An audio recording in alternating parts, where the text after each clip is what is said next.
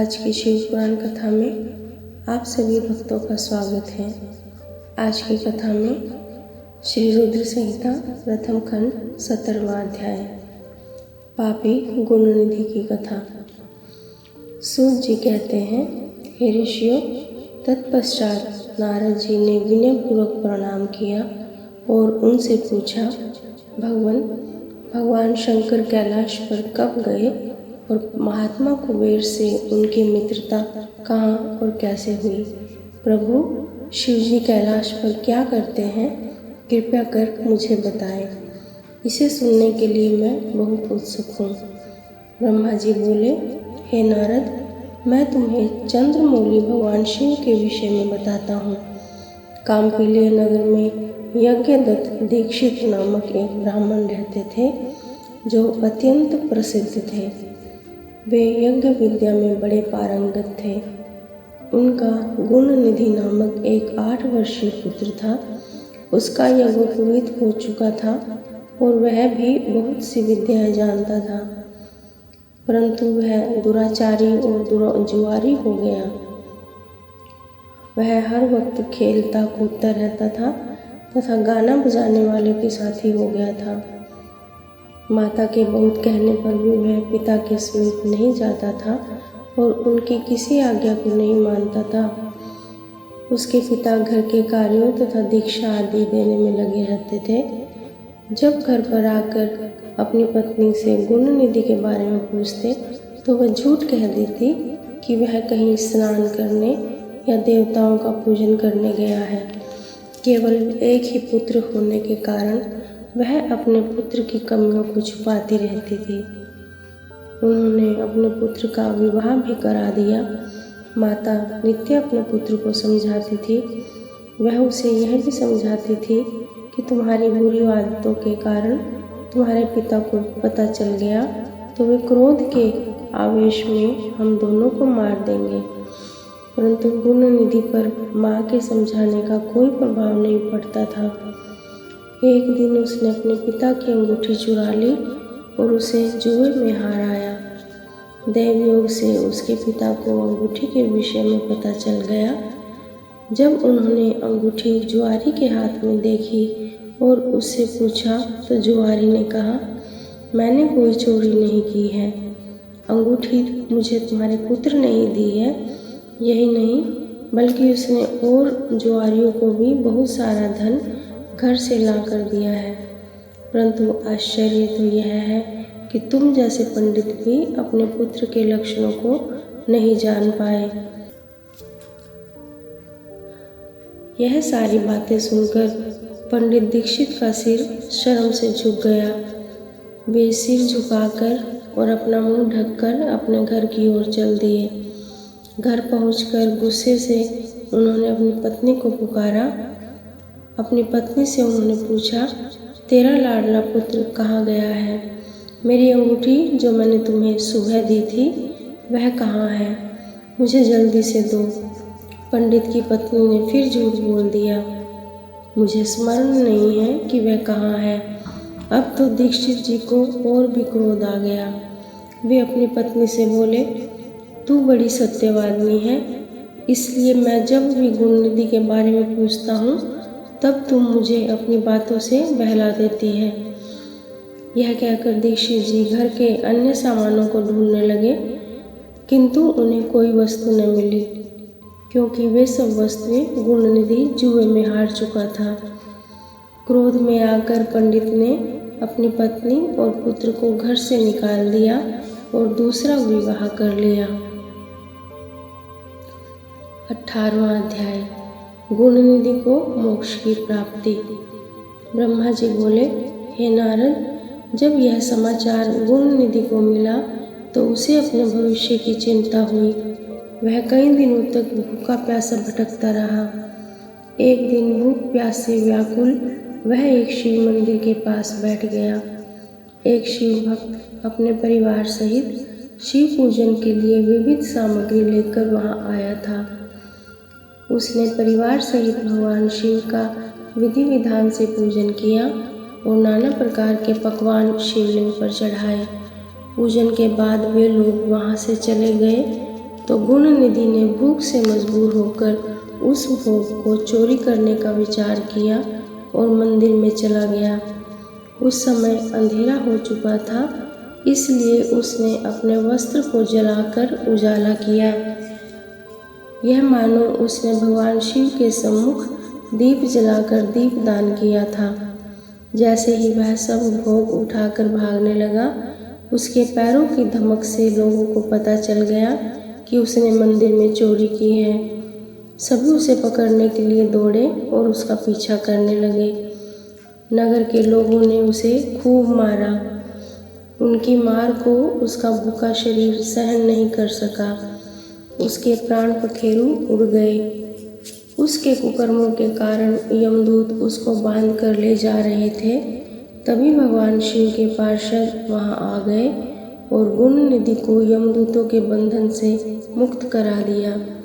यमदूतों ने शिव गुणों को नमस्कार किया और बताया कि यह बड़ा पापी और धर्म कर्म से हीन है।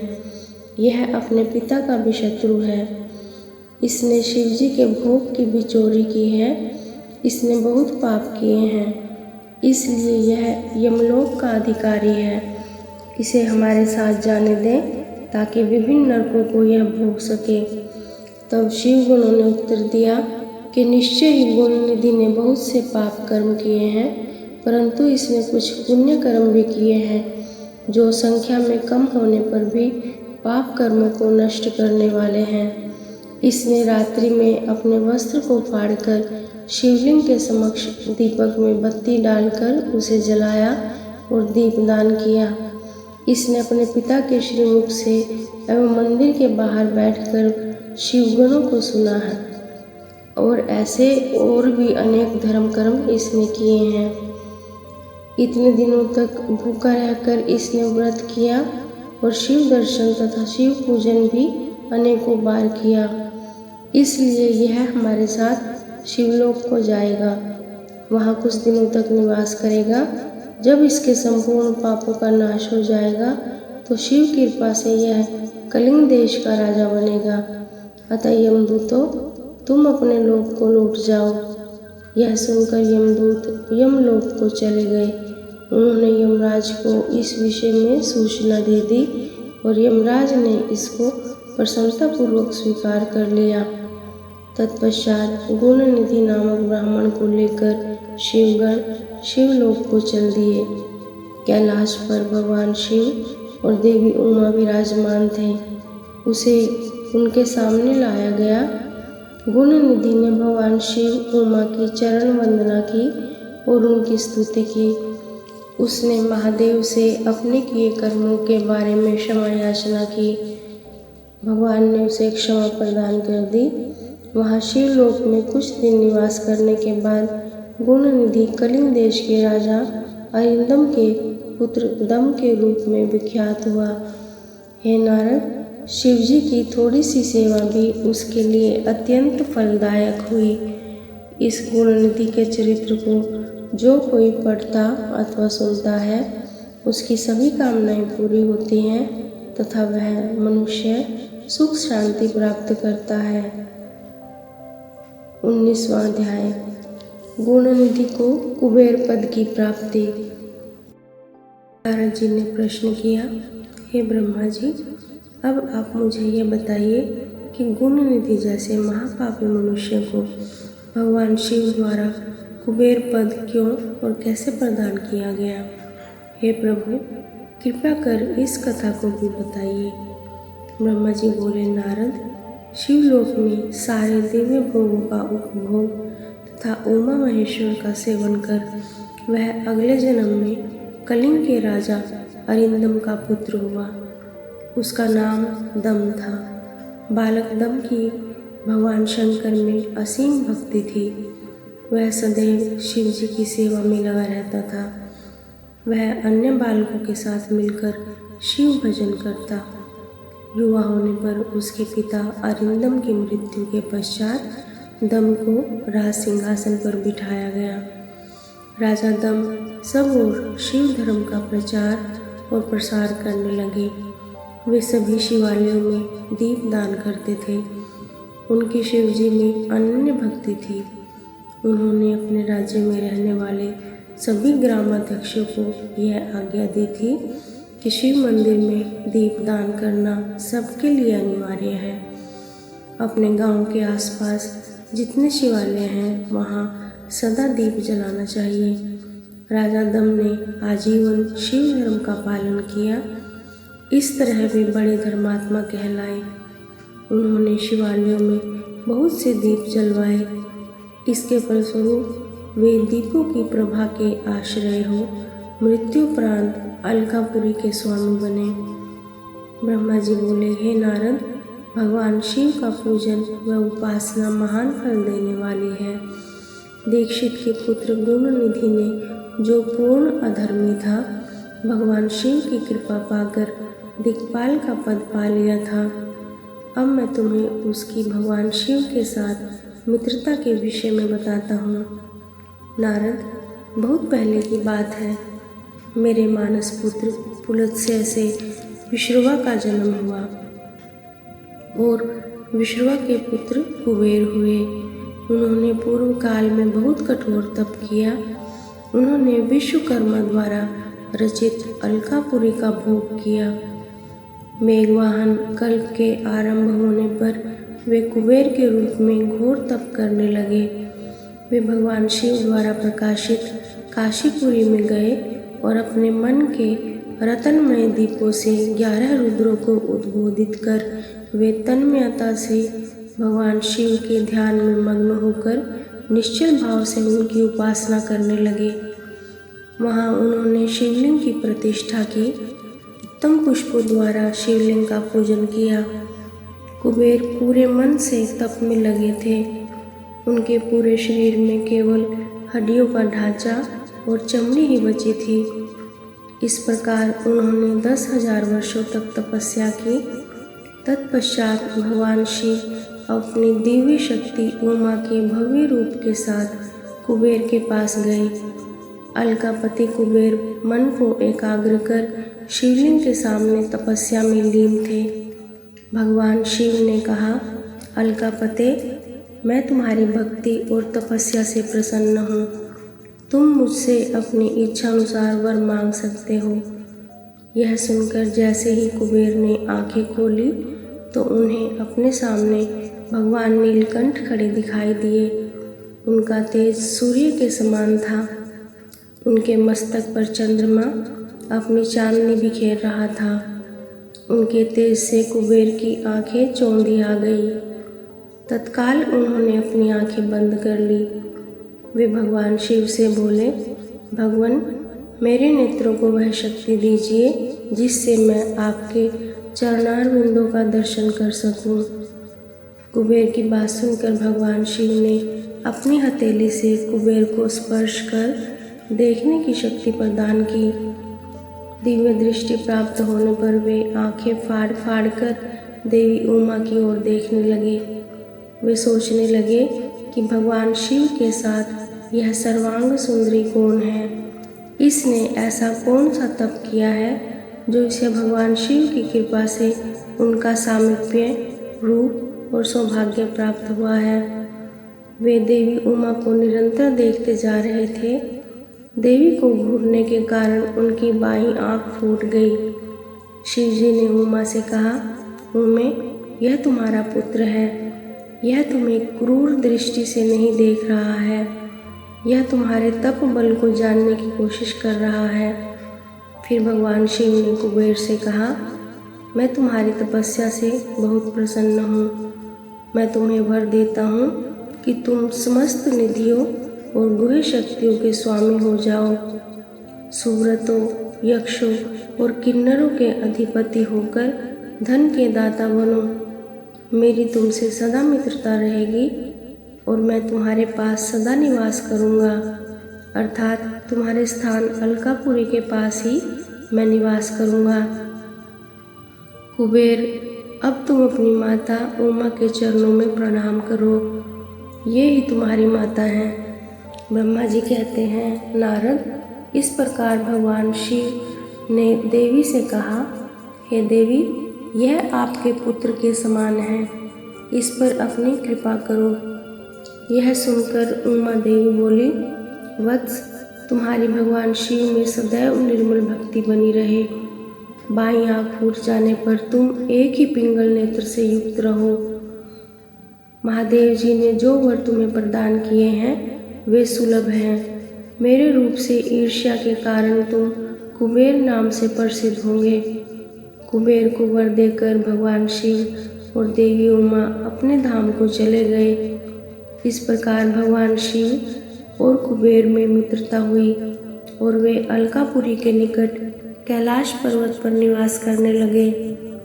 नारद जी ने कहा, ब्रह्मा जी, आप धन्य हैं। आपने मुझ पर कृपा कर मुझे इस अमृत कथा के बारे में बताया है। निश्चय ही शिव भक्ति दुखों को दूर कर समस्त सुख प्रदान करने वाली है। 20वां अध्याय, भगवान शिव का कैलाश पर्वत पर गमन। ब्रह्मा जी बोले, हे नारद मुनि, कुबेर के कैलाश पर्वत पर तप करने से वहाँ पर भगवान शिव का शुभ आगमन हुआ।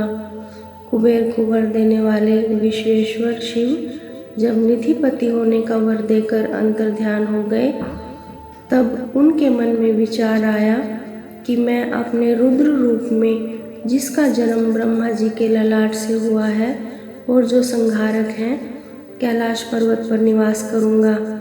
शिव की इच्छा से कैलाश जाने के इच्छुक रुद्रदेव ने बड़े जोर जोर से अपना डमरू बजाना शुरू कर दिया। वह ध्वनि उत्साह बढ़ाने वाली थी। डमरू की ध्वनि तीनों लोकों में गूंज रही थी। उस ध्वनि में सुनने वालों को अपने पास आने का आग्रह था। उस डमरू की ध्वनि को सुनकर ब्रह्मा, विष्णु आदि सभी देवता, ऋषि मुनि, वेद शास्त्रों को जानने वाले सिद्ध लोग बड़े उत्साहित होकर कैलाश पर्वत पर पहुँचे। भगवान शिव के सारे पार्षद और गणपाल जहाँ भी थे वे कैलाश पर्वत पर पहुँचे। साथ ही असंख्य गणों सहित अपनी लाखों करोड़ों भयावनी भूत प्रेतों की सेना के साथ स्वयं शिवजी भी वहाँ पहुँचे। सभी गणपाल सहस्त्रों भुजाओं से युक्त थे। उनके मस्तक पर जटाएं थी। सभी चंद्रचूड़, नीलकंठ और त्रिलोचन थे। हार, कुंडल, केयूर तथा मुकुट से वे अलंकृत थे। भगवान शिव ने विश्वकर्मा को कैलाश पर्वत पर निवास बनाने की आज्ञा दी। अपने व भक्तों के रहने के लिए योग्य आवास तैयार करने का आदेश दिया।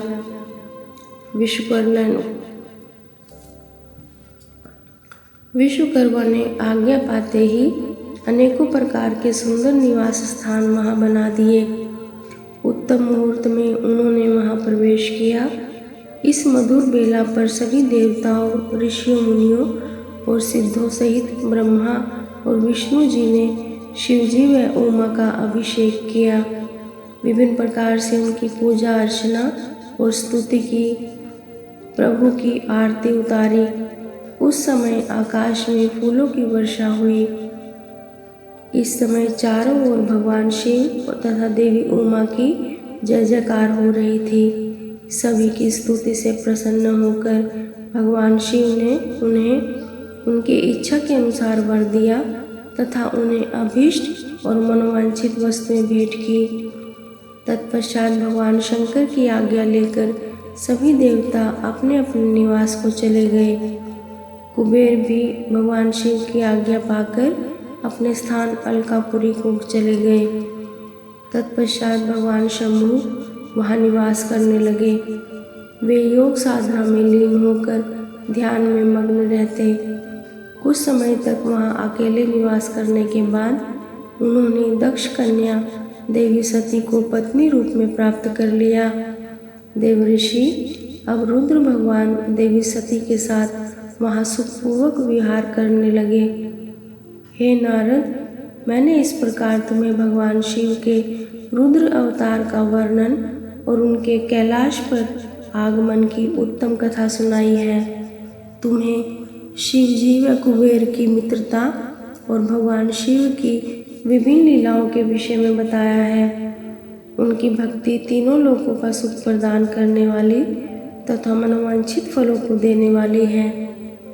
इस लोक में ही नहीं परलोक में भी सद्गति प्राप्त होती है।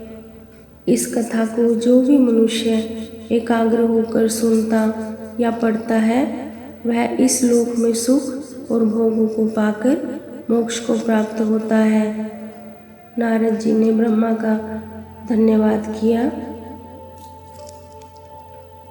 नारद जी ने ब्रह्मा जी का धन्यवाद किया और उनकी स्तुति की।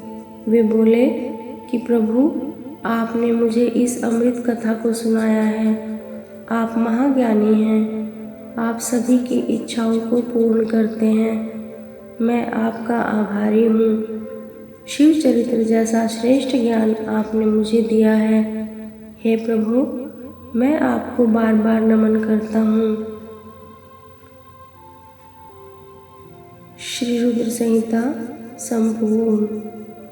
आज की कथा में इतना ही। शेष कथा अगले भाग में। ओम नमः शिवाय। श्री शिवार्पणमस्तु।